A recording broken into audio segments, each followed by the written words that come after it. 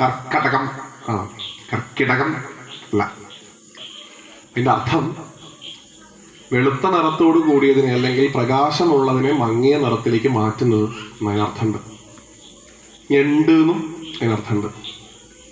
നിങ്ങൾ രാശിചക്രം നോക്കുകയാണെങ്കിൽ കർക്കിടകത്തിൻ്റെ രാശിചക്രത്തിലെ സ്ഥാനത്തിൽ ഞണ്ടിനെയാണ് കാണാൻ സാധിക്കുക. പക്ഷെ നമ്മൾ ഇവിടെ എടുത്തിരിക്കുന്ന അർത്ഥം പ്രകാശം കുറയ്ക്കുന്നത് എന്നാണ്. എന്തോ ഒരു ച്യുതി ഉണ്ടാവുന്ന കാലഘട്ടം, പൊതുവിൽ എന്തൊക്കെയോ കുറയുന്ന കാലഘട്ടം.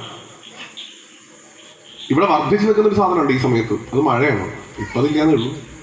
ഞാനിപ്പോൾ ഇങ്ങനെ പറയാറില്ല, എന്നാൽ അങ്ങനെ പറഞ്ഞപ്പോൾ ഗംഭീര മഴയായിരുന്നു കൂടുതലാ. ഇവിടെയും പെയ്യാതിരിക്കട്ടെ കഴിയണത് വരെ. ഇപ്പം മഴ കൂടുതലായതുകൊണ്ട് തന്നെ ഒരുപാട് ആളുകൾ അക്കാലത്തൊക്കെ, പ്രത്യേകിച്ച് ഈ കാലത്തെ വിളിച്ചിരുന്നത് കള്ളക്കർക്കടകം എന്നും പഞ്ഞക്കർക്കടകം എന്നൊക്കെയാണ് വിളിച്ചിരുന്നത്. ഉണ്ണാൻ പോലും ഭക്ഷണം തീരെ കുറവുള്ളൊരു കാലമാണ്. ചിങ്ങാവളം എന്തെങ്കിലും കിട്ടണമെന്നുണ്ടെങ്കിൽ ഭക്ഷണം കുറവ്, പണിയില്ലാത്ത സമയം, വീടിനകത്ത് അടച്ചിരിക്കേണ്ട കാലം. കാരണം മഴയാണ്, പുറത്തിറങ്ങി ഒന്നും ചെയ്യാനില്ല. അപ്പം ഇങ്ങനെ വെറുതെ ഇരിക്കുമ്പോൾ ആളുകൾക്കൊക്കെ ഓരോ നല്ല നല്ല ചിന്തയാണല്ലോ മനസ്സിലേക്ക് വരിക അല്ലേ. വെറുതെ ഇരിക്കുമ്പോൾ മനുഷ്യന്റെ മനസ്സിലേക്ക് വരിക ഏറ്റവും മോശം ചിന്തകളാണ്. ഇംഗ്ലീഷുകാരൊക്കെ പിന്നെയാണ് പറഞ്ഞത്, an ideal mind is devil's workshop. അലസമായിട്ടുള്ള മനസ്സിൽ സാത്താൻ കൂടിയിരിക്കുന്നു എന്ന് ഭാരതീയർ ആദ്യം കണ്ടുപിടിച്ചിട്ടുണ്ട് പണ്ടേ. ഇംഗ്ലീഷുകാരൊക്കെ പിന്നീടാ.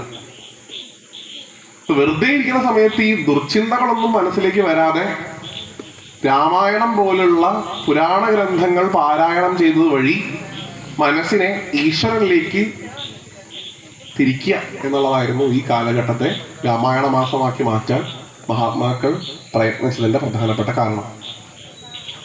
രാമായണ മാസം എന്ന പേരിൽ കർക്കടകം ആചരണം തുടങ്ങിയിട്ട് ഒരുപാട് കാലമായിട്ടില്ല. അതുകൊണ്ട് നമുക്കിന്ന് അങ്ങനെ ഏതൊക്കെയോ മഹാത്മാക്കൾ ശ്രമിച്ചുകൊണ്ട് നമുക്ക് ഇന്നൊരു രാമായണ മാസം കിട്ടി. അതിന് അവരോട് കടപ്പെടുക. ഇല്ലെങ്കിൽ ഇപ്പോഴും നമ്മളതൊന്നും പുറത്തെടുക്കാതെ ഉപയോഗിക്കുന്നൊരു സമൂഹമായിട്ട് മാറിയാണ്.